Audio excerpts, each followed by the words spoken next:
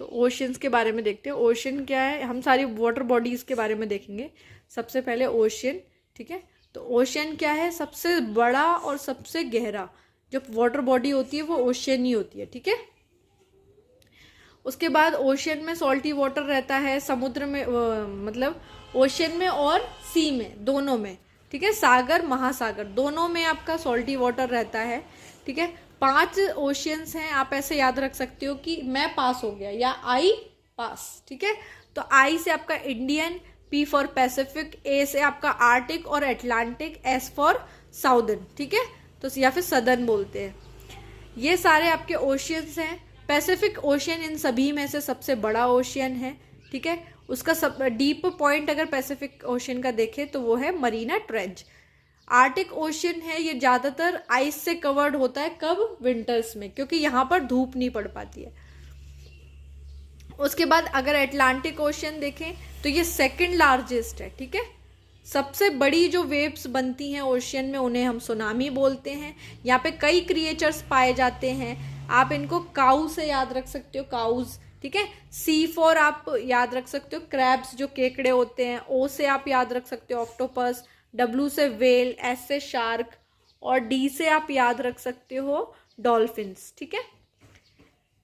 और सी के बारे में देखें तो जो अरेबियन सी है वो आपका इंडिया से टच करता है, ठीक है। अरेबियन सी कहाँ से टच करता है, इंडिया से। किस तरफ, वेस्ट की तरफ, ठीक है, वेस्ट साइड। जो आपका जहाँ राजस्थान गुजरात साइड है ना, तो वहाँ आपका अरेबियन सी टच करता है, ठीक है। और इसके अंदर भी सॉल्टी वाटर होता है। देखो जो वाटर बॉडीज है ना उसमें आपके रिवर्स जो है उसमें आपका फ्रेश वाटर फ्लो करता है। क्यों, क्योंकि जो नदियों का पानी है वो हमेशा बहता रहता है, इसलिए इसमें फ्रेश वाटर रहता है, ठीक है।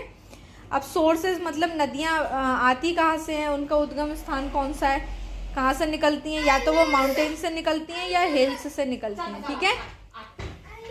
पहले ये स्ट्रीम्स की तरह फ्लो करती हैं, मतलब बहुत ही छोटी धारा की तरह निकलती हैं, फिर ये धीरे धीरे चौड़ी होती जाती हैं। जैसे ये प्लेन एरिया की तरफ जाती है ना, वैसे ये चौड़ी होती जाती हैं, ठीक है। माउंटेन से निकलती हैं ये बड़े स्पीड।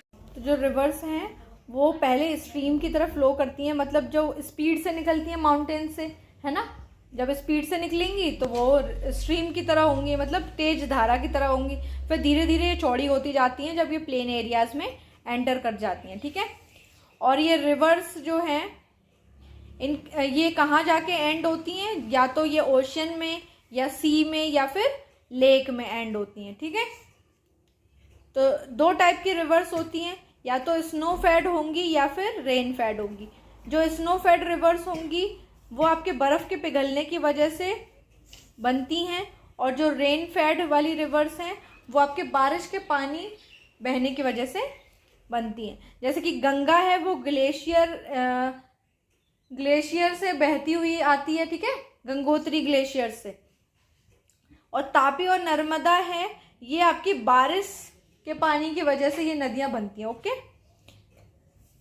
लेक जो है आपका वो वाटर सराउंडेड बाय लैंड, ठीक है। चारों तरफ आपका क्या होगा, लैंड होगा और बीच में आपका पानी होगा, तो उसे हम लेक कहेंगे। इसके कई एग्जाम्पल है, जैसे Dal lake, Wular lake, Loktak lake और चिल्का लेक। वर्ल्ड का लार्जेस्ट लेक है आपका कैस्पियन सी। इसे सी इसलिए बोलते हैं क्योंकि इसका साइज बहुत बड़ा है, जैसे कि कोई समुद्र हो छोटा, ठीक है, इसलिए इसका नाम कैस्पियन सी है। ये कहाँ पर है, आपके यूरोप और एशिया के मिडिल में है, ठीक है, यूरोप और एशिया के बीच में है।